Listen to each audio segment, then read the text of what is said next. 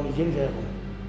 Jadi kegiatan sosialisasi itu terkait dengan upacara awalnya adalah diawali dengan mohon doa restu. Lunas Ice dari Baruna, ya, semoga beliau berkenan untuk memberikan areal laut itu sebagai kawasan pelabuhan bandara Bali Utara. Kemudian dilakukan dengan upacara Lunas Ice dan penyampaian sosialisasi terhadap apa makna bandara di laut, kemudian apa hal-hal yang terkait dengan aturan-aturan regulasi yang akan disampaikan oleh Direktur PT BIPU untuk informasi edukasi kepada masyarakat, khususnya kepada para jero mangku, kepada kelompok nelayan dan kepada pecalang, bahwasannya keberadaan PT BIPU ini legal formalnya adalah berdasarkan PSN, Program Strategis Nasional, yang diatur oleh Perpres 109, dan itu pun sesuai dengan RT/RW, Rencana Tata Ruang Wilayah, RDTR, kemudian yang lain, sehingga legal formalnya itu sah.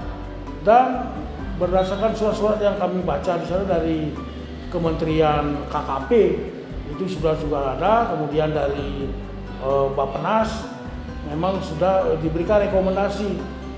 Intinya menunggu penlok, penetapan lokasi yang akan mudah-mudahan Asrongkaro itu disetujui oleh Kementerian Perhubungan.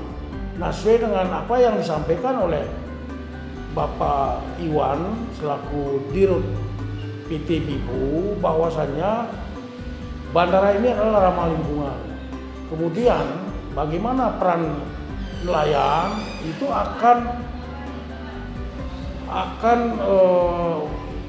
nelayan itu akan mampu nanti untuk melaksanakan mata pencariannya. Untuk di sana kan ada kanal nanti yang akan memberikan ruang dalam hal melaksanakan ataupun mencari perburuan ikan. Yang pertama, yang kedua, yang kegiatan upacara melasti, peningan itu juga tidak dihambat, sehingga hal-hal yang berkaitan dengan skala, baik itu untuk nelayan, baik itu untuk kepentingan kegiatan upacara, termasuk diantaranya tidak ada relokasi pura-pura yang ada di kawasan pesisir. Nah, inilah kami selaku klien di sana mempunyai tugas untuk memberikan edukasi kepada masyarakat, karena kami setelah kami dulu tahu, baru kami turut serta ikut mengundangkan tokoh-tokoh termasuk juga komponen masyarakat supaya memahami bagaimana sih bandara di laut ini. Nah, inilah tugas selaku penghulu desa darat, ini mempertanggungjawabkan program strategis nasional ini supaya kita mengawal bagaimana investasi ini berjalan sesuai dengan baik, sesuai dengan arahan Bapak Presiden, bahwasanya investasi ini harus diselamatkan. Kemudian investasi ini harus dijaga, dikawal, sehingga akan memberikan nilai tambah bagi upaya peningkatan kesejahteraan masyarakat dan keadilan sosial bagi warga masyarakat di keutamaan ini. Ya, tentu nanti akan memberikan kontribusi terhadap peningkatan adanya tenaga kerja yang akan dibutuhkan, membuka lapangan pekerjaan. Nah, itulah kami merasa optimis bahwa bandara ini bisa berjalan dengan baik ketika kita harus mendengarkan apa yang disampaikan oleh paparan sosialisasi dari PT BIPU. Yang kedua, yang paling hakiki adalah pemanfaatan tanah duen pul 370 hektar. Kalau itu di darat, jelas akan memanfaatkan sebagai landasan pacu. Artinya pemegang di Betari ini akan berjalan dengan baik, tidak baik. Kemudian situs-situs yang ada di sana akan nanti akan ada ditinjau, dievaluasi apakah itu melanggar statuta atau tidak. Nah, jika di laut pemanfaatan tanah Duen Pura ini akan dimanfaatkan sebagai aerocity, aeropolis, artinya bisa dipilih mana-mana tanah itu akan dimanfaatkan, sehingga itu tidak semuanya dimanfaatkan. Kalau itu di laut, artinya pengamanan tanah Duen Pura itu akan bisa kita pertahankan tetap atas nama Duen Pura. Kalau itu nanti di darat, karena itu dimanfaatkan sebagai landasan pacu, kemungkinan karena itu PSN merubah status tanah dari tanah Duen Pura menjadi tanah negara. Inilah yang menjadi kami harapkan, bahwa keuntungan kalau di laut skala dimanfaatkan, memberikan nilai tambah, skala tidak akan dihantui oleh pelepasan status tanah yang akan dimanfaatkan jika itu di darat, sehingga kami mempunyai tanggung jawab untuk bagaimana pelaksanaan ini bisa berjalan dengan baik, ataupun goal bahwa di laut ini bisa berjalan. Begini sebenarnya, PT Bibu itu kan sudah dari tahun 2015 sudah bergerak. Saya tidak tahu Pak. Nah 2017 ada agenda juga. Nah berjalan waktu ada di laut, ada di darat. Sudah itu 2018 Bibu di darat. Saya juga mengawal warga kami pada waktu dipanggil Denpasar. Setelah itu kemarin lama tidak ada kabar apakah di darat apa di laut, lama tidak ada kabar, sehingga PT Bibu lagi soal ke saya mau mengumpulkan warga nelayan. Nah sehingga pada waktu itu ada undangan, kami dengan Pak Dirpase memang menandatangani. Karena bagaimanapun juga perspektif kami adalah pada waktu menandatangani ikut mengundang, karena tujuannya adalah hanya silaturahmi, tidak ada nuansa apa, hanya silaturahmi untuk mengundang dan juga. Nah mau tidak mau saya harus hadir untuk mendampingi warga kami, karena tugas sebagai promotor paling tidak adalah salah satunya tentang bagaimana keamanan, ketertiban di desa. Itulah tanda-tandanya. Sehingga tanggal 22 itu terjadi pertemuan yang isinya doa dan silaturahmi, sosialisasi lah. Itu dulu dasarnya.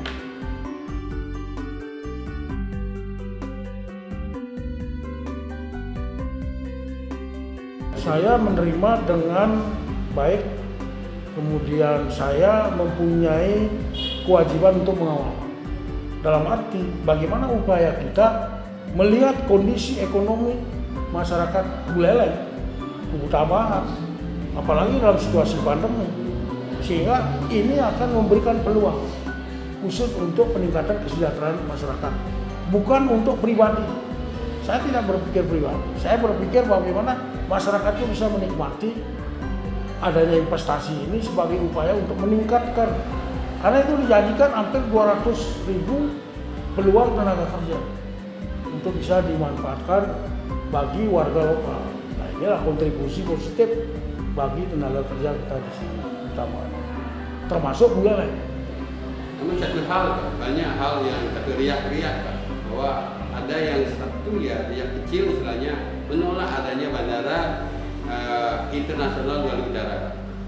Ya ini hal ini sangat kami sayangkan. Itu kan mempunyai hak masing-masing untuk menyampaikan aspirasinya. Tentu aspirasi itu harus berdasarkan argumentasi yang positif, dalam arti dia harus mendengarkan dulu apa yang menjadi dasar penolakan. Kalau di sini misalnya yang dipakai dasar adalah reklamasi, perlu dipertanyakan. Ada nggak reklamasi? Nah, ini yang pertama. Yang kedua, nelayan nanti akan tidak mendapat, tidak bisa melangsungkan mata pencariannya. Ini yang perlu nanti dipertanyakan. Kemudian dari sisi visi Gubernur Bali, Nangunsat Kerti logo Bali, Samudra Kerti. Pengertian Samudra Kerti, apakah dengan adanya bandara ini akan melanggar adanya Samudra Kerti? Ini perlu menjadi satu kajian. Menurut hemat kami, Samudra Kerti itu bagaimana melestarikan laut. Tetapi di sini dari Pak Iwan sendiri bilang bahwa itu tidak akan adanya biota laut yang akan terumbu karang atau apapun yang akan dibunuh. Tidak ada itu. Nah, makanya kami yakin. Jadi hal-hal seperti itu menjadi satu kajian. Mari kita buktikan nanti. Betul nggak bahwa itu akan menjadi yang terbaik? Jangan ujuk-ujuk menolak. Nah, ini hal-hal seperti ini kami sangat menyayangkan. Mestinya harus adakan komunikasi dulu sebelum memberikan satu penilaian bahwa menerima atau menolak. Itu hak masing-masing penyampaian aspirasi. Terlebih-lebih yang dilaksanakan, mohon maaf, ini sebagai anggota dewan yang terhormat. Saya tidak menyebut nama, tetapi perlu ini menjadi pertanyaan. Apa motivasi menolak? Adakah motivasi kaitan karena ada persaingan korporasi yang membutuhkan dia di darat ataupun di laut? Karena yang saya tahu ada kepentingan terhadap korporasi pembangunan bandara yang fanatisme di darat. Nah, ini yang perlu menjadi pertanyaan. Apalagi beliau itu sebagai anggota parlemen, ya mestinya memanfaatkan kewenangannya untuk apakah namanya RDP, rapat dengar pendapat, atau memanggil dalam skop DPRD Provinsi Bali. Ini pasti harus dipertanyakan dulu, jangan ujung-ujung menolak. Sehingga bagaimana kegiatan masyarakat di sini menciptakan satu kegaduhan, ya inilah sehingga justru datang dari orang-orang yang terhormat. Kita di pemerintahan desa artinya tidak harus dukung-mendukung. Itu kan semua muaranya kan ada di kajian-kajian, ada FS, ada apalah namanya. Sudah tentu pada waktu PT Bibu juga mengadakan itu, kita kawal juga. Pada waktu di darat juga ada namanya petugas, kita kawal juga. Itu. Nah, sehingga kalau kita bicara dukung-mendukung, bukan kapasitas saya, tetapi kalau itu bandara ada di kubu tambahan, saya dukung. Entah itu nanti di laut atau di darat, yang jelas ini adalah kebijakan biro-biro yang di atas, apalagi sudah ada program strategis nasional. Yakin dari bapak-bapak yang ada di Jakarta sudah punya kajian-kajian. Apakah pantasnya di laut, apakah pantasnya di darat. Itu yang saya maksudkan. Kalau tentang bandara ada di kubu tambahan, dukung, Pak. Terlepas dari kepentingan-kepentingan yang lain.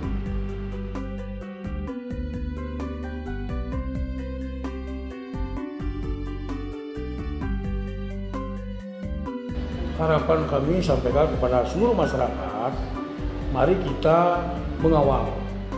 Berikan dulu kesempatan untuk adanya pembangunan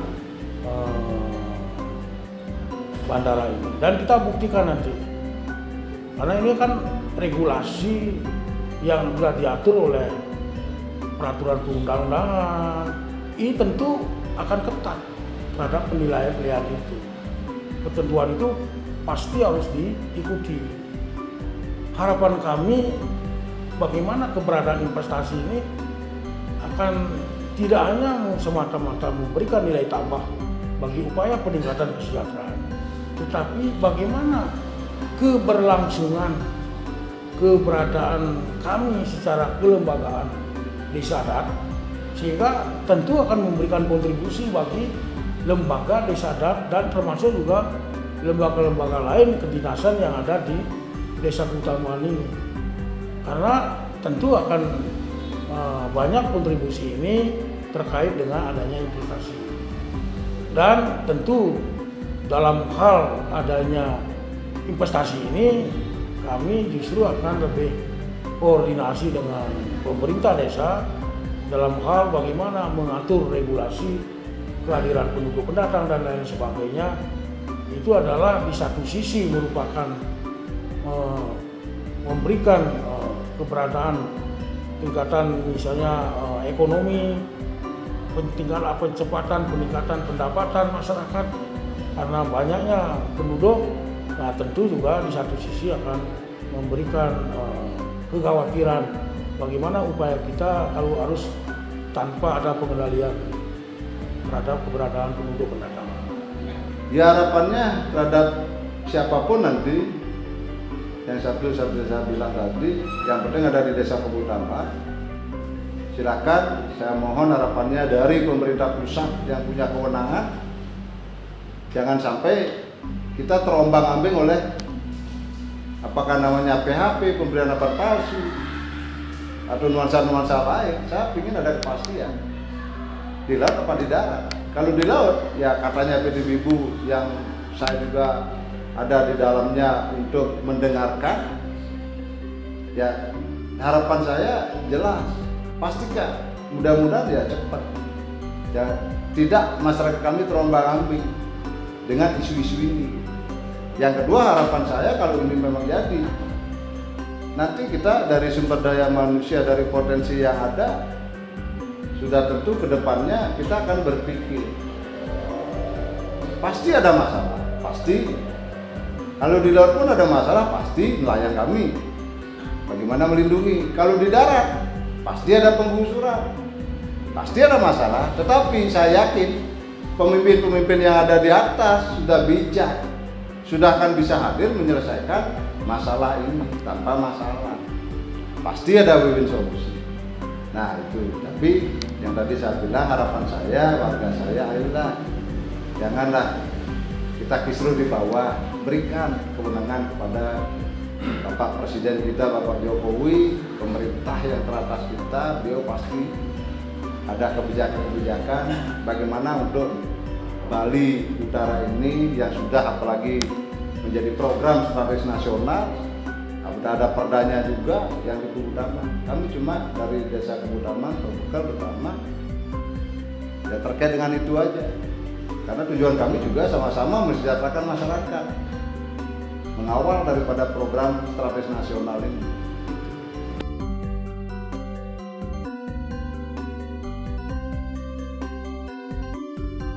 Yang lain disampaikan, kita mohonlah kepada seluruh masyarakat, tokoh-tokoh masyarakat Keutamaan, Buleleng, termasuk anggota DPRD Kabupaten Buleleng dan Provinsi, mari kita bersama-sama mengawal arahan dari Bapak Presiden Jokowi bagaimana keberadaan investasi ini untuk kita sungguh-sungguh, jangan ada dusta terhadap nilai keberadaan investasi. Yang sungguh-sungguh betul-betul enggak, apakah ini memang betul-betul memberikan nilai tambah. Ini DPRD perlu lebih menyerap aspirasi, terutama mengadakan penilaian, pengecekan, termasuk juga bagaimana menelusuri terhadap regulasi yang ada, termasuk juga bagaimana peran DPRD sesuai dengan komisi yang ada, melihat kesungguhan pembangunan investasi ini tidak hanya sebatas wacana, terlebih-lebih adanya manuver dalam hal tahun 2024. Nah ini, karena itu kan komoditas politik yang nanti akan disebarkan oleh beberapa seperti tahun-tahun lalu itu, ketika ada perhelatan ini akan munculnya adanya wacana-wacana tersebut. Ini yang perlu tidak ada bagi kami. Disinilah peran DPRD. Karena DPRD ini adalah merupakan wakil-wakil rakyat yang terhormat yang memberikan harapan hidup bagi keberlangsungan pembangunan di Bali.